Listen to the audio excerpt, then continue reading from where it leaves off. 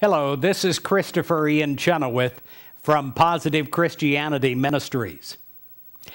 Today, I want to quote from Ephesians 4:17 through verse 24. Now this I affirm and insist in the Lord. You must no longer live as the Gentiles live, in the futility of their minds. They are darkened in their understanding, alienated from the life of God because of their ignorance and their hardness of heart. They have lost all sensitivity and abandoned themselves to greed and the practice of every kind of impurity.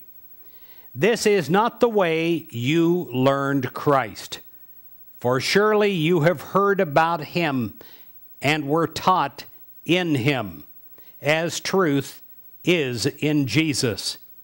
You were taught a way to put away the former way of life, your old self corrupt and deluded by its lusts, and to be renewed in the spirit of your minds, and to clothe yourself with a new self created according to the likeness of God in true righteousness and holiness.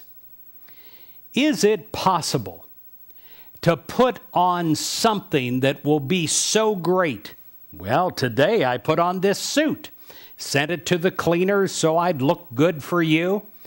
But the most important thing is putting on the Christ.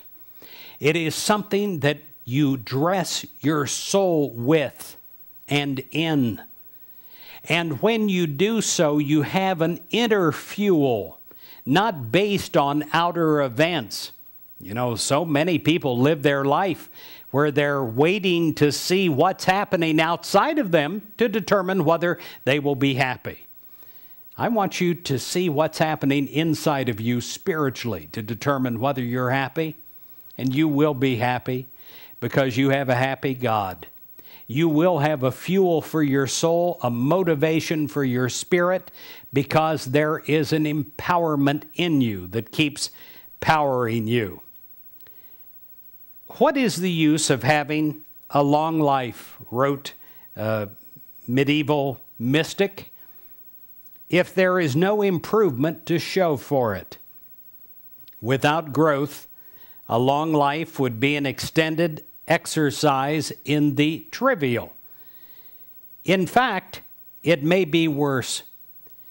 In some people, life is long, it's a weary trek, it's punctuated by seasons of anguish and only occasionally broken up by brief moments of happiness.